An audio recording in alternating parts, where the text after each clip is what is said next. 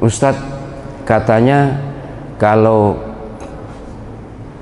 ayah atau ibu wafat, maka anak-anaknya hanya boleh mewaris harta yang meninggal.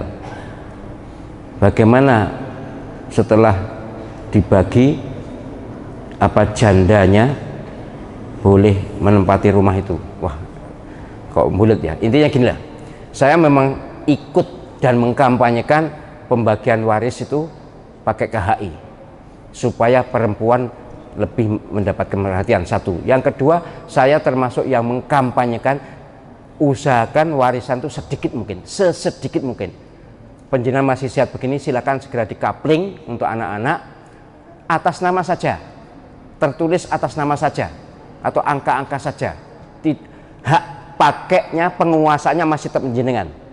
Seperti saya ini sekarang, semua harta saya memang saya yang punya, tapi sudah saya kapling-kapling, sudah saya tulis, supaya sewaktu-waktu wafat sudah terbagi, tidak jadi perkara maneh. Yang warisan tinggal sedikit. Nah, itu saya kampanyekan supaya orang sekarang, orang modern sekarang itu hendaknya harta warisannya tidak usah banyak-banyak, supaya tidak menjadi lahan pertengkaran anak-anak. Itu menjadi malapetaka di alam kubur itu. Kalau anak-anak bertengkar karena warisan itu, maka dihibahkan saja atau atas nama dihibahkan, tapi masih menjadi penguasaan orang tua.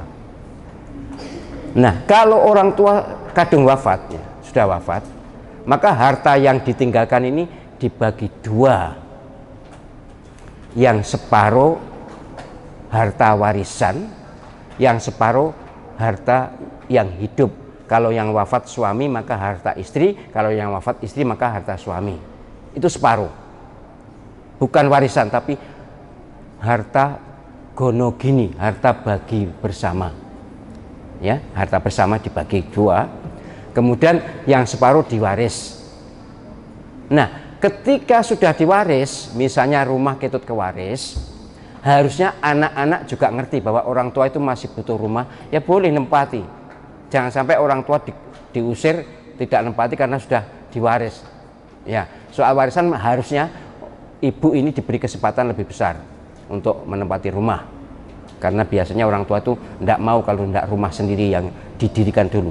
Walaupun baik rumahnya anak, tidak pernah, jarang ada yang mau menempati rumah anak. Saya berulang kali menawarkan pada ibu saya juga tidak diterima, bahwa ibu tetap pilih di rumah Nganjuk yang rumah kuno itu. Ya sudahlah, saya tentu usahakan untuk menghibur beliau. Tapi begini, jadi harta yang diwaris hanya yang separuh.